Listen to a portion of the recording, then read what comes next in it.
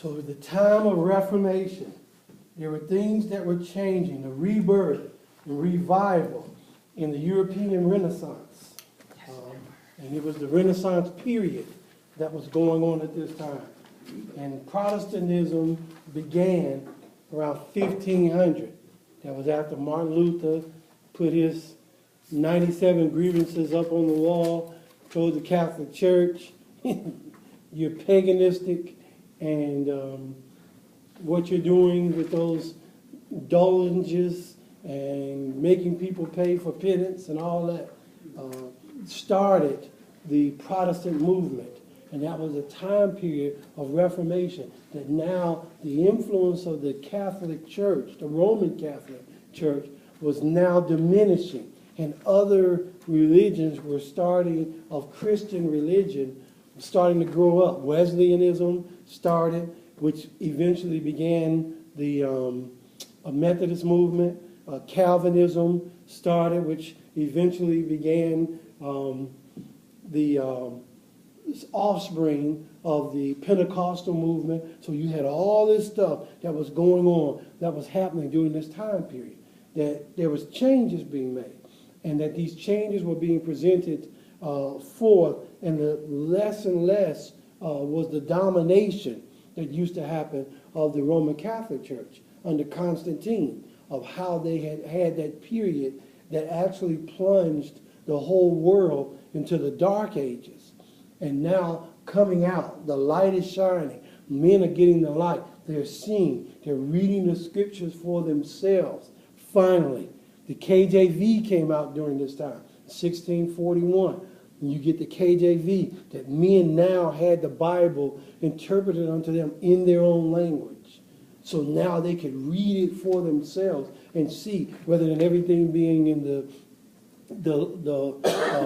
lexicon or the Vulgate, which was all written in Latin, so that only the Roman Catholics knew what it said. You know, those that were popes and archdioceses and everything else like that, they were the only ones that could interpret the Bible. You were not to interpret. You're just supposed to listen to the priest, and what they say is what was. Yeah, right. God had touched the heart of King James, and King James went forth to give to the people the Bible at that time. So Reformation was taking place during the time of the Church of Sardis.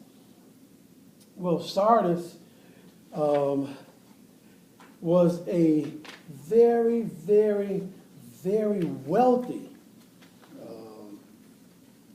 place as far as its background to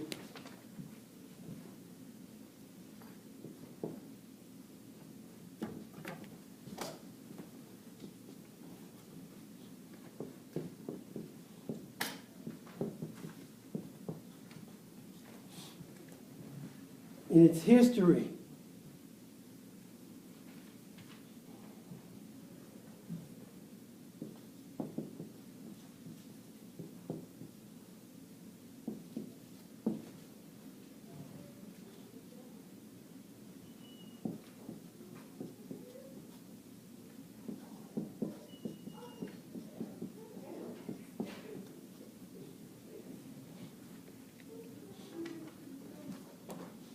And we read about Sardis was located at the foot of Mount Tmolus.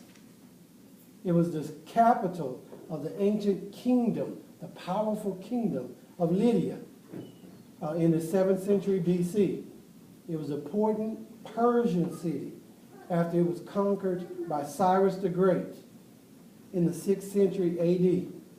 Even though an earthquake destroyed it in 17 AD, it was immediately rebuilt because of its proximity and the amount of wealth that the people had within the city. They were able to rebuild the whole city in order to get it back up and functioning. So Sardis had a lot of wealth that was accumulated there. It started out as the name Sart, S-A-R-T, which was short for Sart Mahmut. Sart Mahmut. which changed October the 19th, 2005. It changed to the name of SART. And I remember Minister Brown saying about going over to Turkey and seeing a lot of these, you know, if he had ever gotten to Turkey, seeing a lot of these cities. A lot of these cities exist today. Like the city Sart is the ancient city that used to be Sardis. So you would see the ruins, you'd see all the stuff there that belonged to this particular city that was still there. Again, under the Byzantine times, it had many things of influence. It was noted as the third most powerful city behind Smyrna and Ephesus. Ephesus was the most powerful, and then Smyrna, and the third most powerful city was considered Sardis. It had become the first city ever with its metallurgists, those are the people who print money, that they were able to separate silver and gold purely.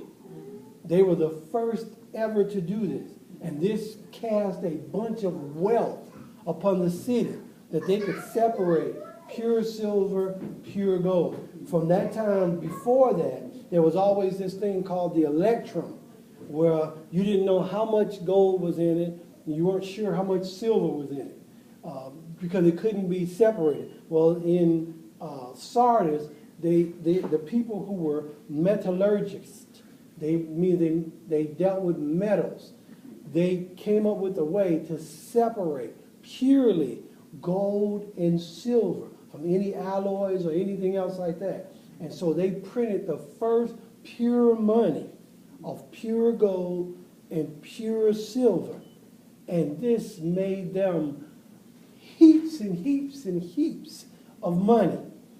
And that's why they become known as the first place to print modern currency. So that's Sardis. It became the first place ever known to print modern money. Also, they had a gymnasium. And in that gymnasium, that's where they used to work out. And it was also a bathhouse.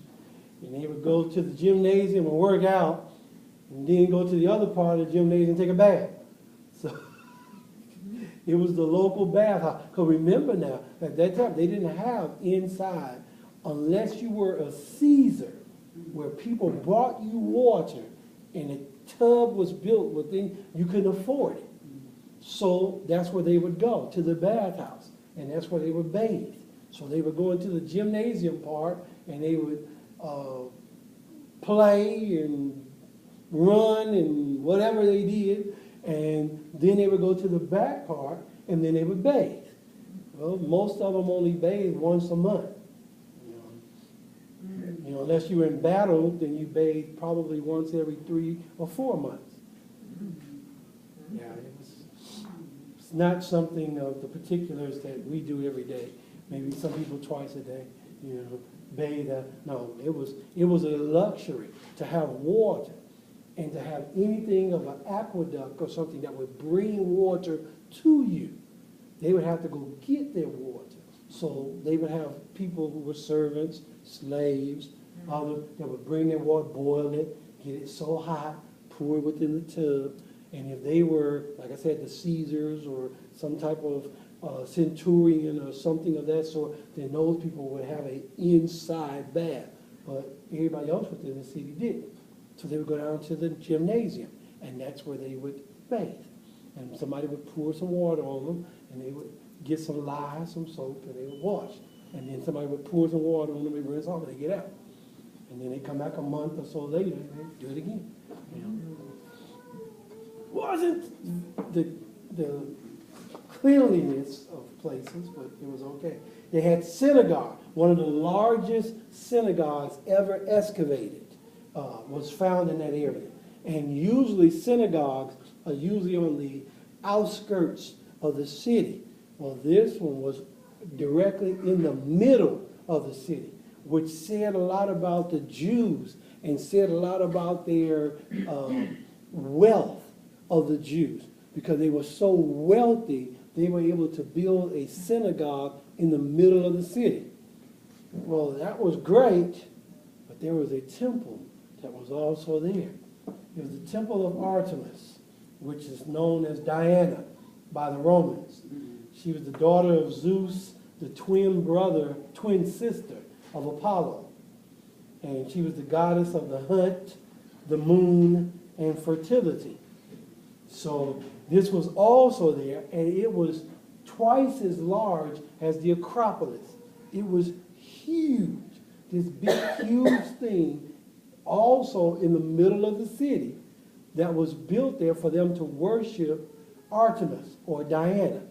So here you got the Jews with wealth on one side that had the synagogue. Then you had the Romans on the other side that had the temple of Artemis. And then you had the Christians. And they didn't have the wealthiest of churches. They were on the outskirts. But they had a presence there because this was one of the first places that Paul went and ministered, and that they became Christians. But the church that they built was not this big edifice or anything else like that. No. But they had wealthy people within the body. They had very wealthy people that was within that particular body. So let's look at now the revelation that Christ gives to this particular church.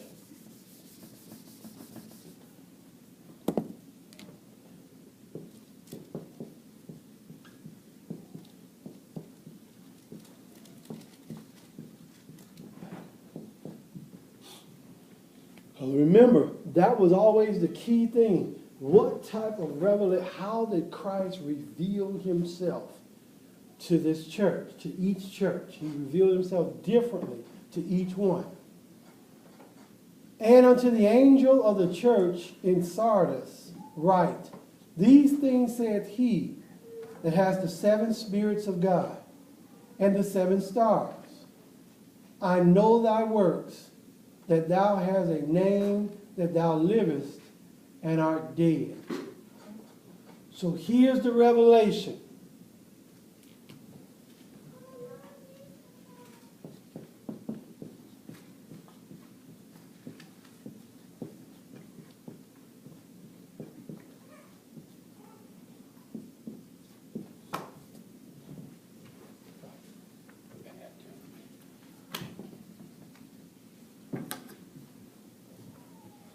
Seven spirits of God.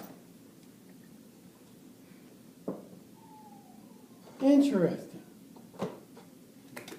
Anybody know what they are?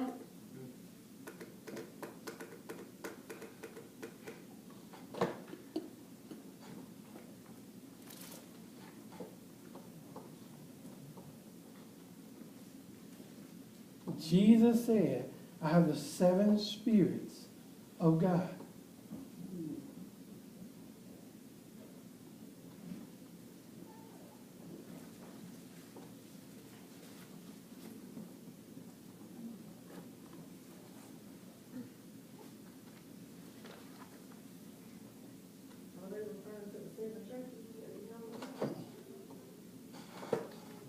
Because they were referred to as the 7 stars. But he said, I have the 7 spirits.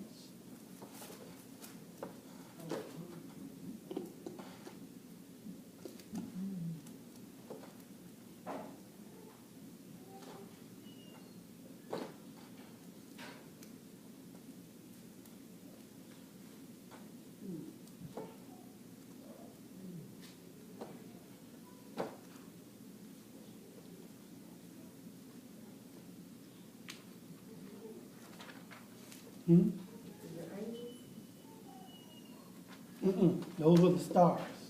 The candlesticks were the churches. The stars were the angels of the church. But he said he had the 7 spirits spirits of God? What are the 7 spirits of God? The Holy Spirit. Huh? It's talking about the Holy Spirit.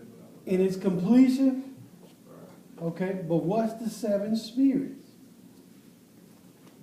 It's comprised, we know the Holy Spirit is complete. It is the Spirit of God. But what are the 7 spirits?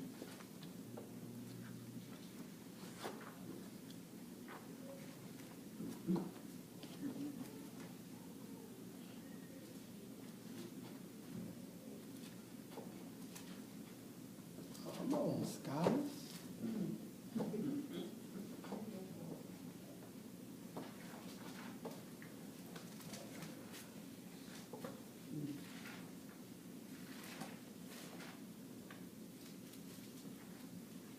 Somebody tells us of this. Hmm? We know 7 means complete.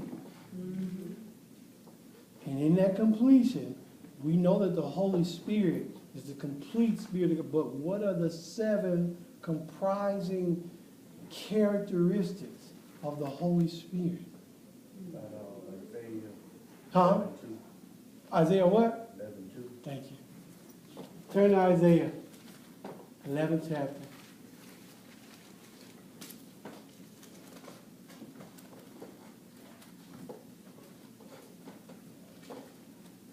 Read that for us, sir. The Spirit of the Lord will rest upon them, the Spirit of wisdom and understanding, the Spirit of counsel and might, the Spirit of knowledge and fear of the Lord. Okay.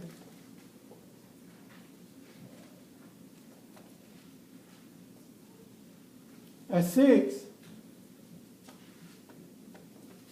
say spirit of faith and wisdom. huh? You say spirit of sanctification. A spirit of what? Sanctification. Where? Where's that one at? I'm asking you to say that. Huh? I'm asking you to